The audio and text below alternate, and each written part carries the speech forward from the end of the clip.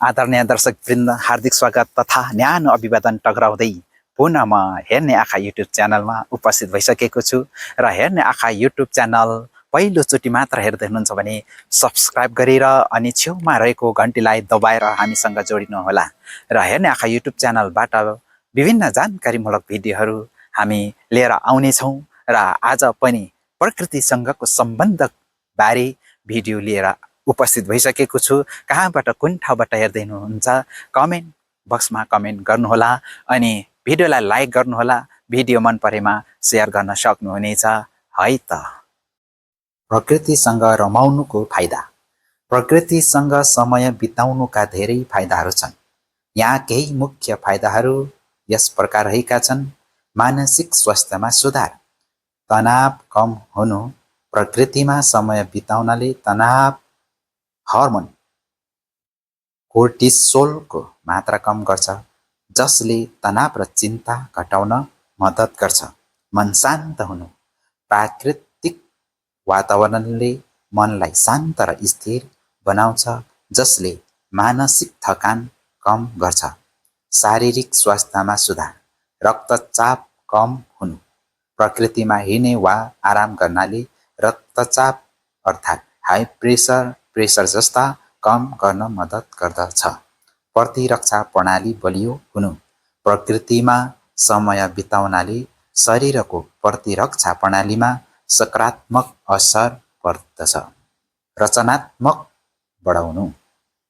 नयाँ विचारहरू।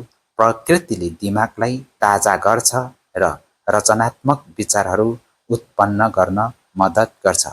समस्या समाधान।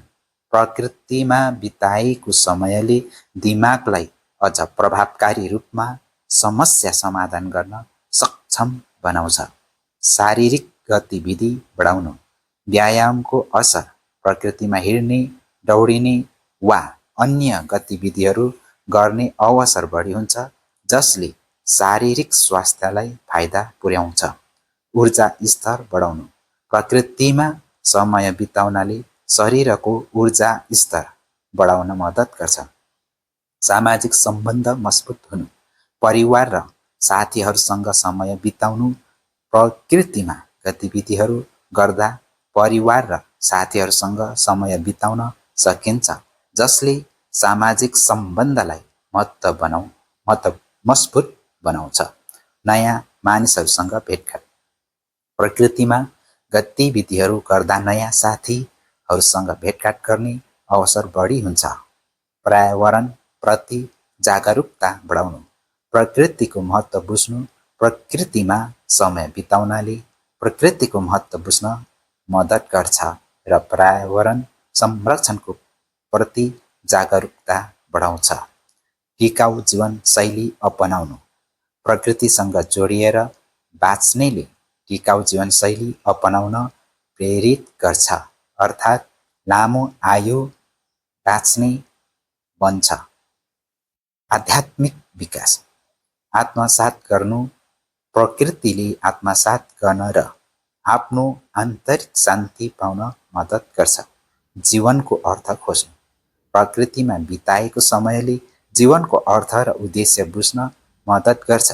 प्रकृतिसँग समय बिताउनु केवल शारीरिक र मानसिक स्वास्थ्यका लागि फाइदाजनक छ, तर यसले जीवनको गुणस्तर पनि सुधार गर्छ। त्यसैले नियमित रूपमा प्रकृतिसँग जोडिनु महत्त्वपूर्ण छ। दर्शकवृन्द, यस्तै जानकारीमूलक भिडियोहरू लिएर पुनः उपस्थित हुने नै छौँ। तबसम्मको लागि बिदा हुन चाहन्छु। हस्त नमस्कार।